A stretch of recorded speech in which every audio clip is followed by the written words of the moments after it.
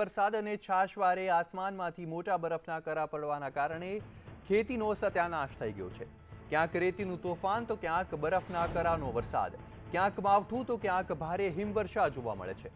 કિંમતોનો માર આખા દેશમાં જોવા મળી રહ્યો છે અને પછી તે ગુજરાત હોય કે મુંબઈ હોય કે હોય ઉત્તર પ્રદેશ, તો ઉત્તર પ્રદેશમાં તો સરકારે જાણે ખેડૂતને મદદ કરવાની જગ્યાએ મજાક કરી હોય તેવું લાગી રહ્યું છે।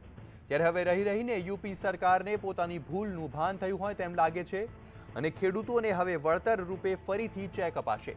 મહત્વનું છે કે ઉત્તર પ્રદેશ સરકારે ફૈઝાબાદના ખેડૂતોને વળતર રૂપે ₹75નો ચેક આપ્યો હતો અને અમુક વધુ ભાગ્યશાળી ખેડૂતોને ₹100, 125, 150 અને 230ના ચેક મળ્યા હતા।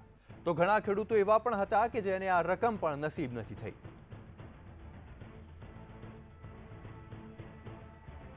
50 मिला, 70 मिला, उस विवाद में मैं नहीं जाऊंगा। मैं जो घोषणा मुख्यमंत्री और प्रधानमंत्री दोनों ने की है उसका क्रियान्वयन कैसा होता है उस पर मैं मेरा ध्यान आकृष्ट करूंगा, केंद्रित करूंगा और काम करूंगा।